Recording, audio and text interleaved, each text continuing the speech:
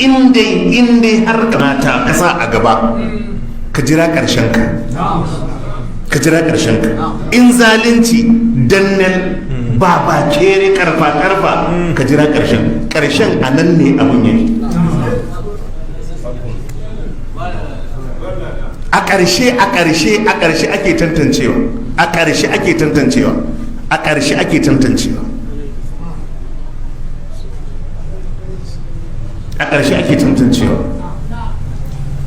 Ƙarshen masu kyakkyawan aiki, ƙarshen masu mummunan aiki. To kullum karka damu da yau kana jin daɗi, ka dinga tunanin yayi za ka ƙare. Karka yadda wai yau kafi ƙarfin wannan, gobe kafi ƙarfin wancan, ka taka wancan. A'a, yaya da ka ƙare. Kullum abinda Allah ke gaya mana ku dinga duba ƙarshe. In baka san naka ba, Allah ce ka dubi wadda suka gabace ka. Iya labarin kenan.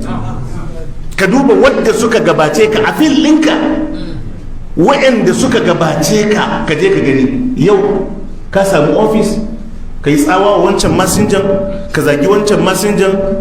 Haka ne Alhaji Mustapha na gaya mana, wani ne daga cikin masu ofis ɗin da yake jin ofis ne, ya aiki ɗaya daga cikin masinjojin sai je so mai kati wannan recharge card da za a sa a waya na 5,000, sai je so mishi 500. To shi kuma 2,000 yake so. To baba kuma ina ma ya san kan waɗansu abubuwa, ya dinga zakin tsohon nan, you are very stupid, kaza. Babban dan wannan dattijon ma ya girme shi. To ba wannan ne inda abun yake ba a ƙarshen.